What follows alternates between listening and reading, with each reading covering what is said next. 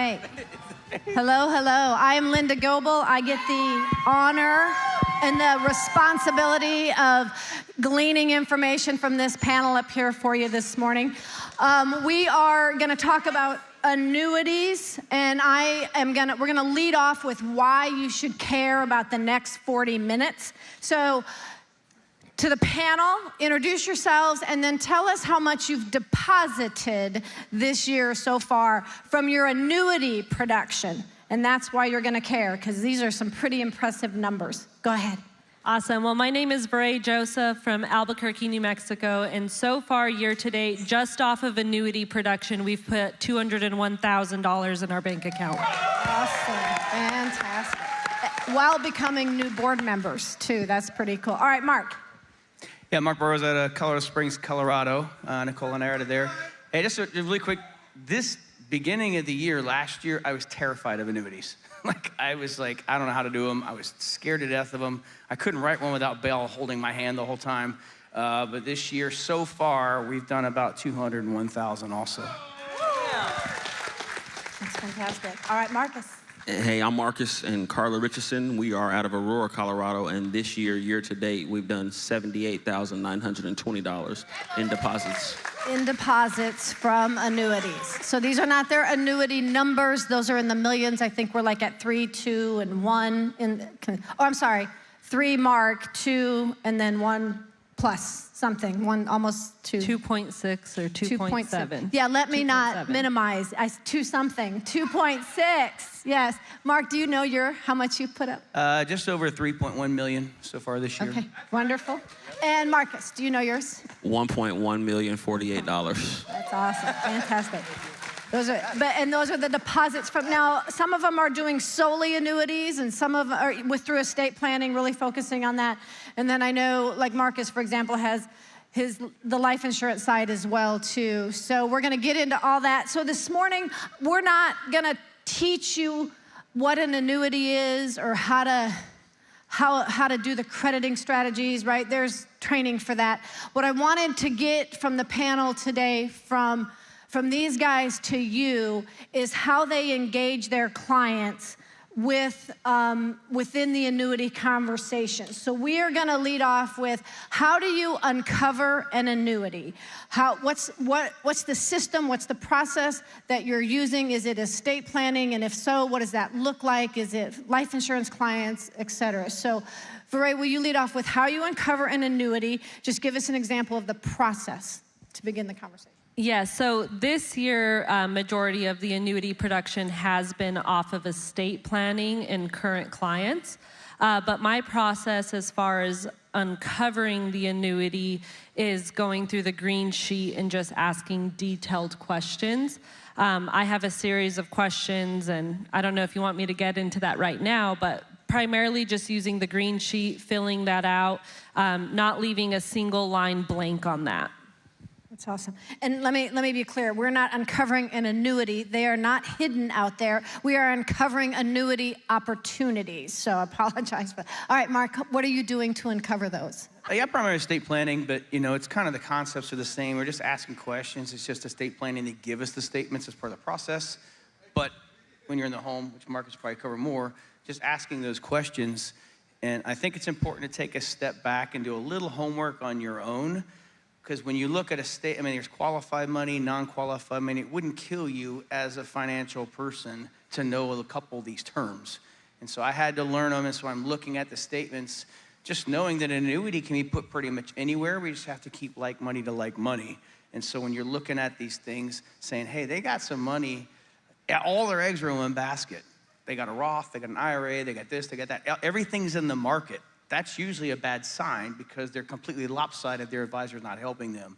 So when I'm looking at this stuff, I say, hey, there's some opportunities here to diversify some and get them some protected growth instead of having everything at market risk. And so that's kind of what keys me in, or a $200,000 savings account. Somebody ain't telling you right. So you guys, before we get to Marcus, you're doing estate planning. You're sitting with your clients, and you're uncovering the opportunity inside of the exposures conversation. So before we jump to Marcus, will you tell us how you're bringing the advisory team in, how you're bringing BAM in. Are you bringing BAM in, or are you doing it all on your own? Yeah, so I'm absolutely using Brad Flowers, Chris Norris, and their team. One of the things that I had to mentally get over was my age, right? I had fear that people weren't gonna see me as credible because I'm as young as their grandchildren. So for me, it's edifying Chris Norris and his team, not de-edifying myself, because if I sit there and I tell people I don't know what I'm doing, so we need to get an expert involved, they don't want to work with me. But I have confidence. I let them know, hey, everything that I've learned is from these guys that I'm going to get you on the phone with. You know, they've been doing it longer than I've been alive. That's always my joke. Everybody always laughs. But yeah, so just edifying the heck out of Chris, edifying the heck out of Brad, letting them know that I've been in business with them for over 6 years now. I'm very confident in what I do, but I don't want to pretend that I have a securities license. These guys do, and they know what you're going to need. I'm just here as the middleman. I'm VeRae Joseph. I'm not just the arm candy sitting next to Brad. I've done a couple, to be clear. Really quick, show of hands, who has not written an annuity yet? Just be honest, please. That's really good to know. No, keep them raised. I'm gonna be like Andy Albright for a second. How many of you actually know what an annuity is according to Gina Hawkes' definition? Put your hands, that's okay, okay. So is Gina in here? According to Gina Hawkes, it's a savings account with a life insurance company. Because just like you all, again, hands up, the ones who hasn't written one before. How many of you are scared to death about talking about annuities? Wow, some of y'all are lying, some of them are really good, but some of you are honest. Okay, so just to be clear, I just want to mention this really quick, because the first one I ever written off of, I know VeRae and Mark are talking a lot about the estate planning, was off a current client, and my buddy Joseph Dukes told me about that. So if you're not seeing your current clients, you got to go back and see them. It's just one of the easiest ways, most comfortable, where you're not scared. So as I've uncovered annuity money, it's been a lot from current clients, because it just made it a lot easier for me, because I already knew them. Right? It wasn't so scary. That's awesome. That's awesome. Mark, will you grab the rest of that question, and then we'll... Yeah, it was just about how you prepare to get ready. How are you bringing in BAM, or are you?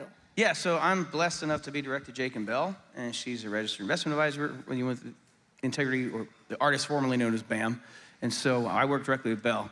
But I do homework before, and I encourage you guys, you gotta learn this stuff. You're not an advisor, but you can at least be educated. And so I go through all the stuff, and I made a Word document, and it was gibberish at first, and Belle was like, what are you doing? Like, no, that is not that, that's not that. But I learned, and so now I can break it up into sections so it makes it easier for us to talk about. So then when you sit with BAM, you can say, hey, I'm confused about this, can you teach me? And that's how Belle got so good. So I educate myself first, and along the way, like when you call from the home for final expense, like you've got to learn so that you know what the good questions to ask are. So I make the sheet, I have everything laid out, it's all in a folder, I send it to the secure Dropbox, and we go through it together. So I've made it as easy as possible on her. I'd encourage you to do the same thing for BAM, so that you can maximize your time with them, and they can teach you and coach you as you go through these things together. That's awesome. That's awesome. So we've seen estate planning, we've seen involving Integrity Advisory Solutions, BAM. Yes, thank you. I didn't want to say that because I didn't want BAM to have. And then, like Mark said, he's using his upline, right? So using the resources. So Marcus, tell us about how you're doing that. How are you how are you uncovering the annuity opportunity? And I have a feeling some of what Jake said is gonna, like with current clients, is gonna play into here. Yeah, thank you, Linda. I think the first thing when it comes to annuities is awareness.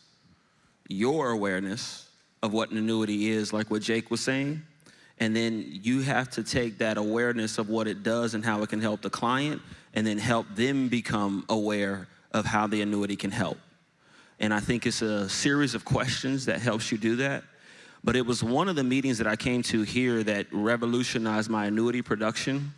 And it was the question that Chris Norris said, when you go into a home and you go in, you just assume everybody has money until they tell you they don't. So when you're sitting with your current clients, you have different houses you go into. I'll never forget this lady, Miss Mary. It looked like she had no money. I sold her a policy for like $30 a month. I had to try to close it 5 times at $30 a month. And I was like, what's going on? And so I'm getting up, I'm putting my ATM in the bag, and she said, what about that part where you said you guys help people with retirement? Like, I didn't even like stress it. I was about to get out the house. I didn't think she had no money. And she said, well, I got this statement from State Farm. Will you look at this for me? I was like, huh. Everybody has money. And so I came here to the event, and the way Chris said to ask your current clients a question changed everything. So if you're taking notes, write this down or put it in your phone. That 401k, what did you do with it? Don't ask them if they have a 401k.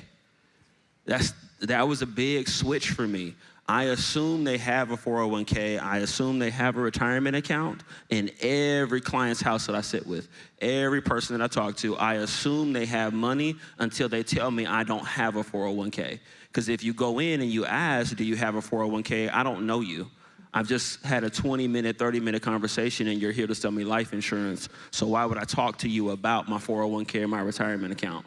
So it's the way you ask the question, which is your awareness, brings their awareness into the conversation. And then when they're aware of it and you're aware of it, now you can point out some things that you can help them with. And I think it works like that in the estate seminar too. Like, you gotta make them aware of how you can help them and what you can do to solve their problem. I love it. You'll keep hearing that theme of solving a client's problem and making it simple, right, for the client. So we're gonna do that for the next few minutes. I'm gonna ask you guys how you make it simple for the client. So, and at whatever stage you're in the conversation with them, when you're actually talking about an annuity, how, like, and Jake kind of dipped his toe in it a little bit here, but how do you explain it simply to a client? And we'll have them each do it, and it'll probably sound the same, hopefully repetitive, but we're gonna hear it again and again and again until you guys can start getting it. So give us your spin on how you explain an annuity simply. So the best way, and it's every time, same exact script for me, the best way that I explain an annuity is, first of all, I never say the word annuity. But one of the things that I do is just, hey, so I know you mentioned that you have that money in your old retirement account. Listen, I don't know if this is something that we can get you qualified for, but actually, this is something we did for my mom. This is something we've done for my grandmother.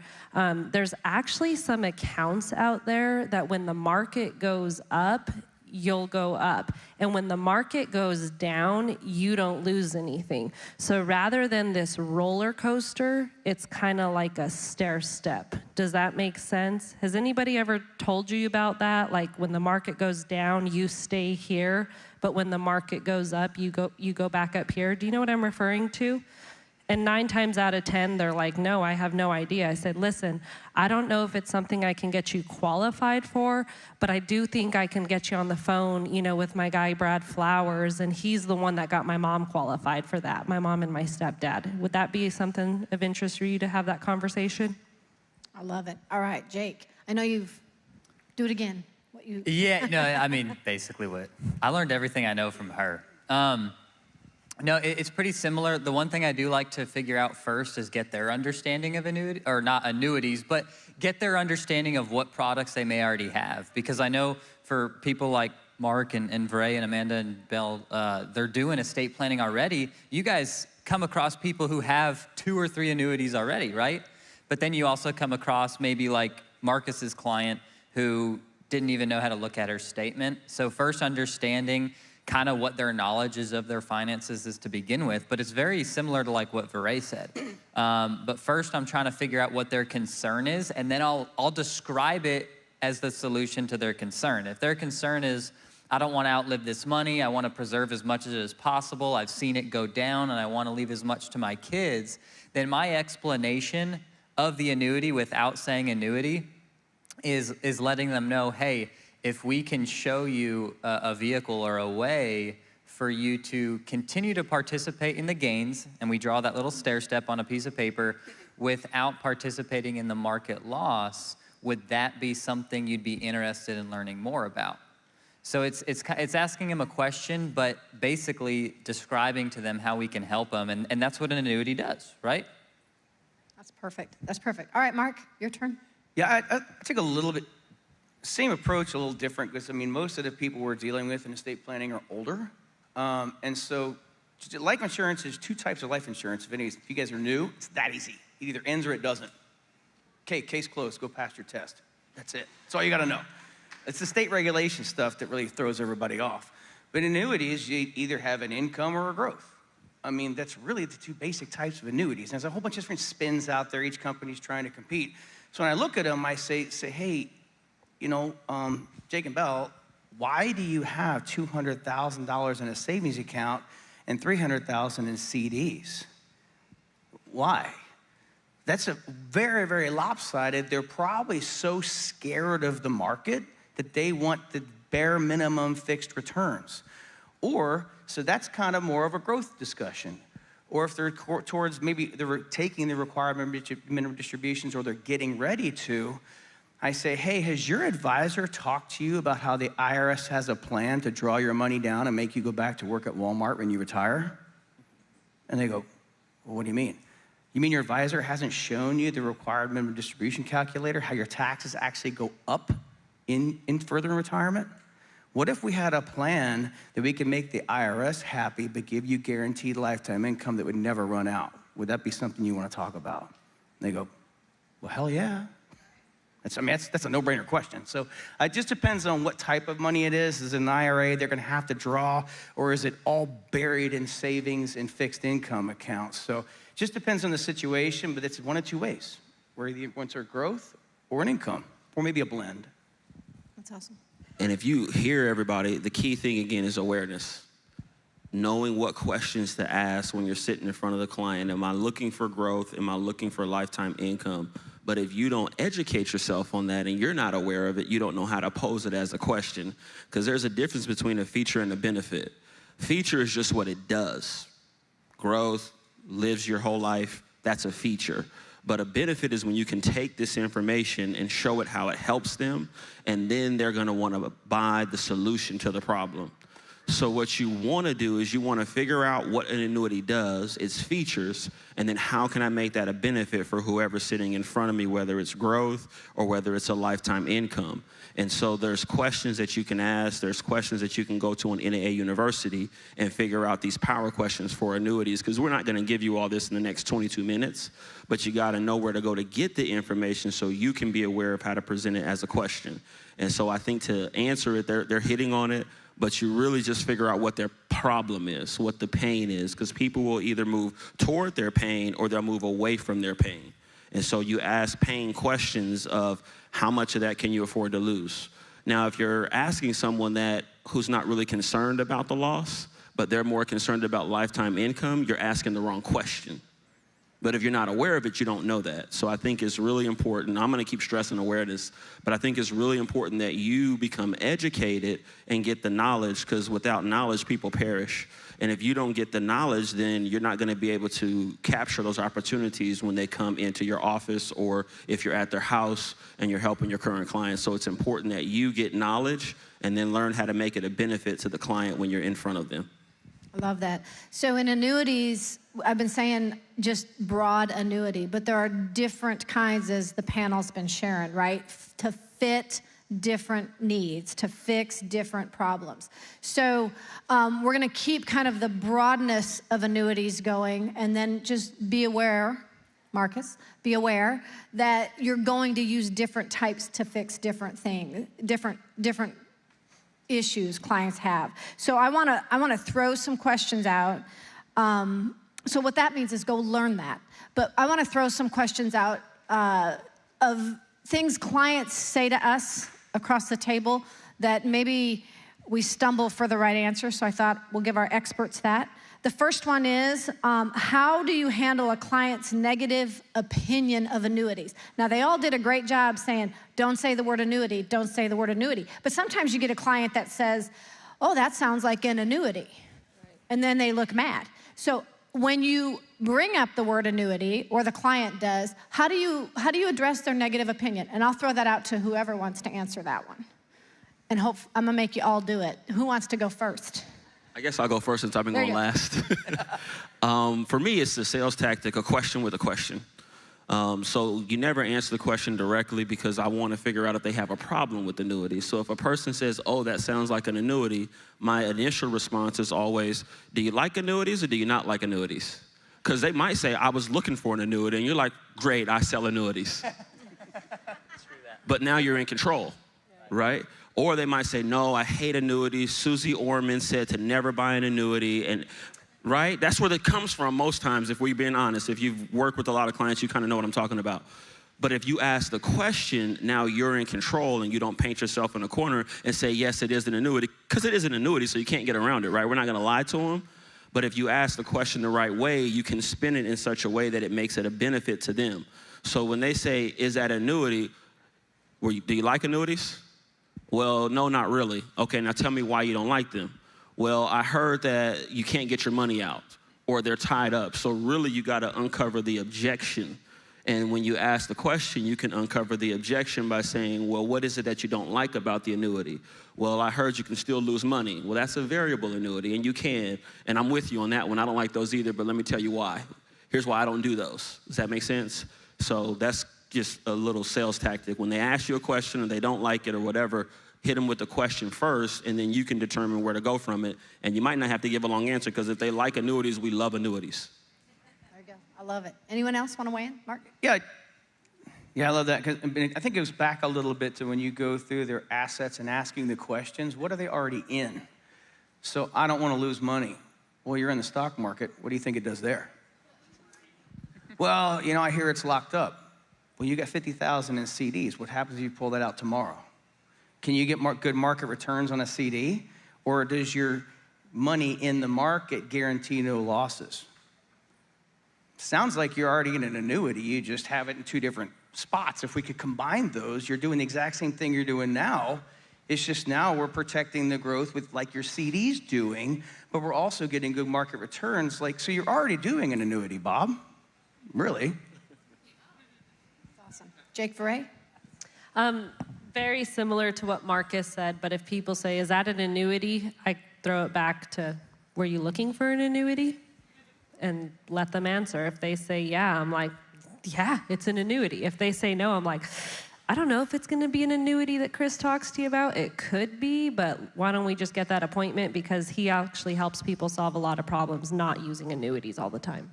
That's awesome. That's awesome. I'm going to throw out a couple other harder questions I think I get across the table, because I want to know how I should answer it. So y'all can just pick whoever feels comfiest with it. I don't get this. How do the insurance companies make money? You said it's a contract with an insurance company. Are they taking my money? What's going on?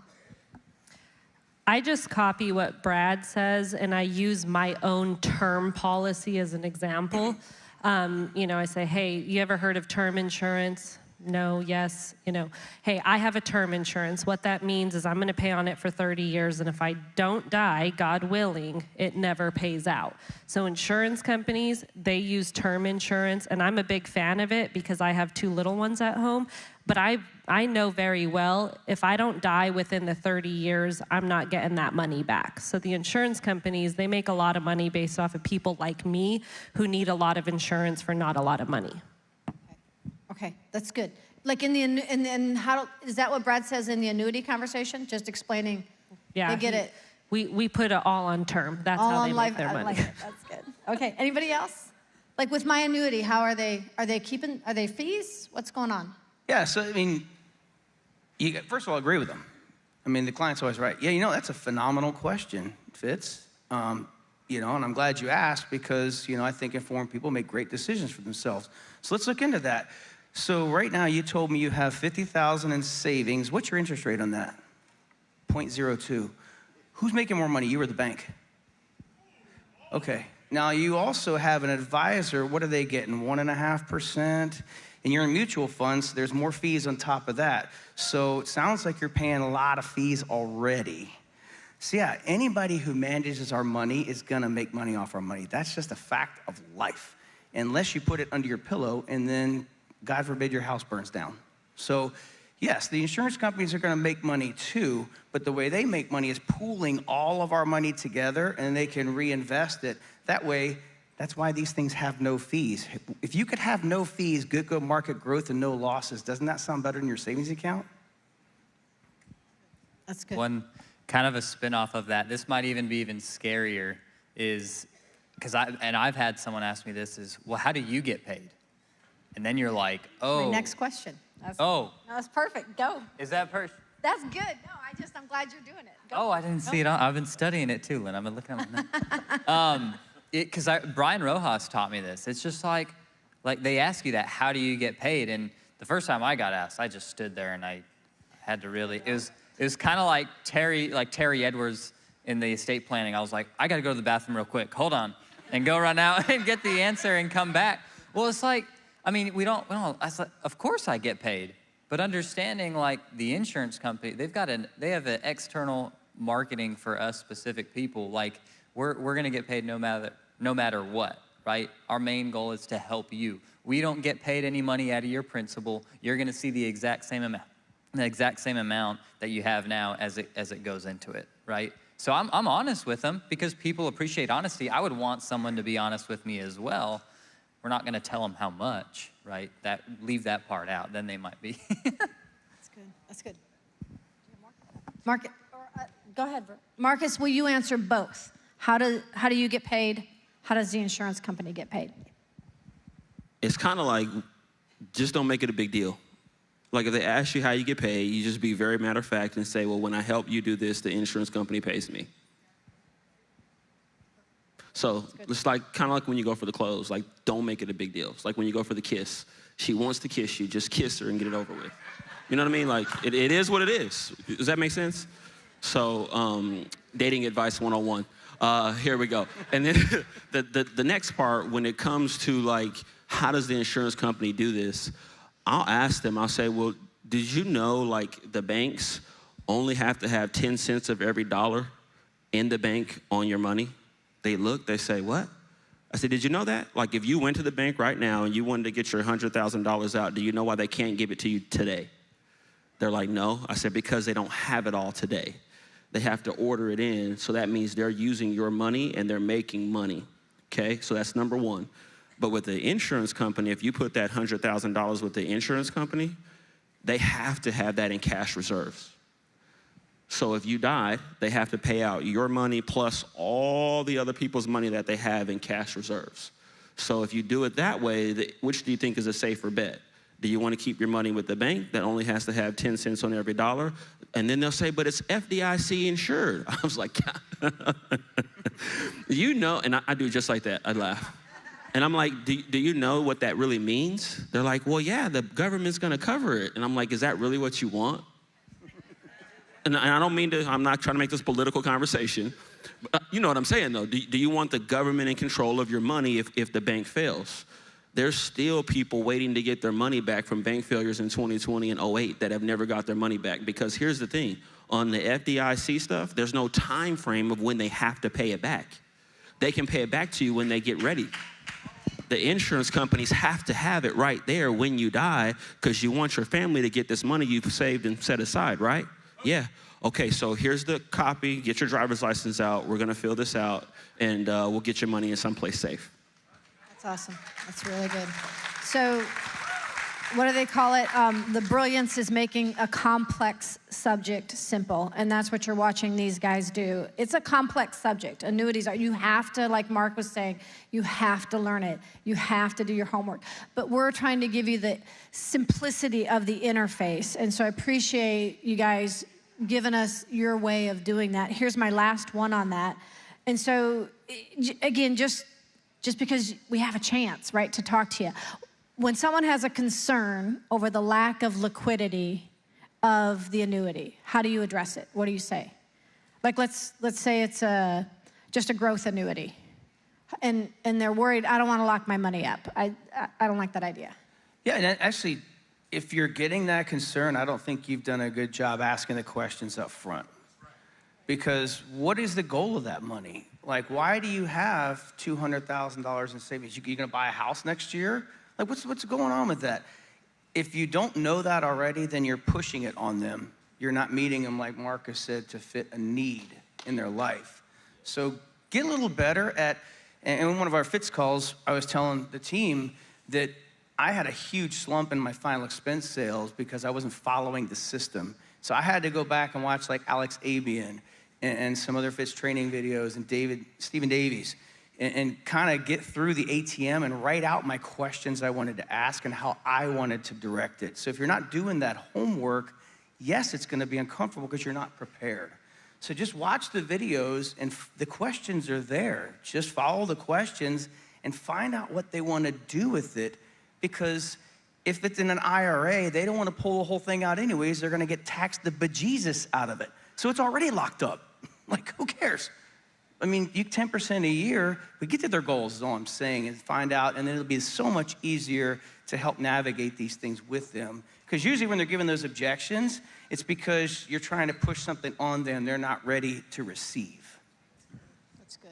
That's awesome. All right, we're gonna round it out with examples or case studies. Give us something where you've helped a client fix a problem. Just give us the problem and what the solution was, simply. Yeah, so one of the biggest pain points that I find, and I'll use a specific client, is, most clients don't know what it's gonna look like when their spouse dies until we lay it out for them.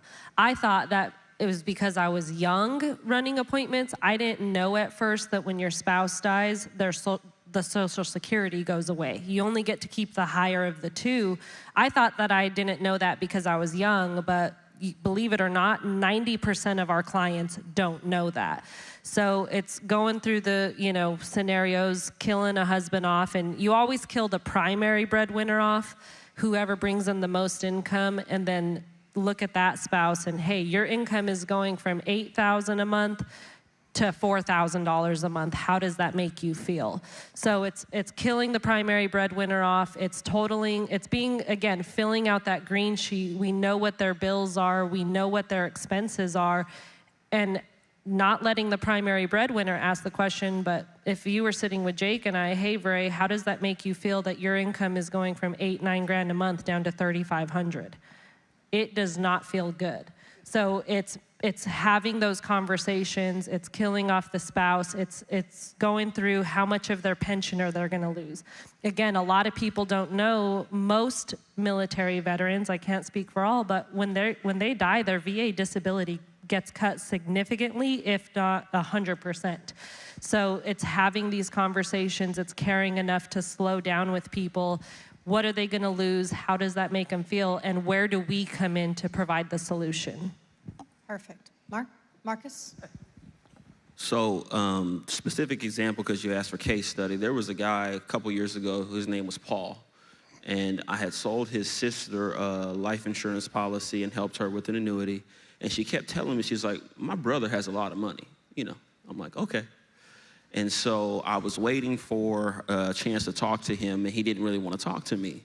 And you guys remember in 23 when the banks in Silicon Valley failed? In 23, y'all remember that? So I used that to my advantage.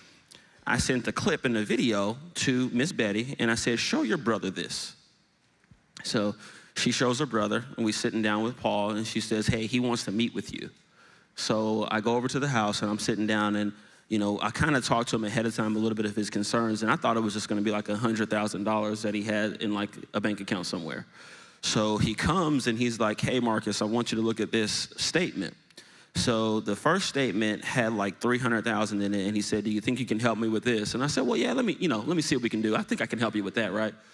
And he was losing money, and then he said, okay, now what about this one here? And that one had 700,000, and I wasn't ready for that, and I was like, yeah, I think I can help you with this one too.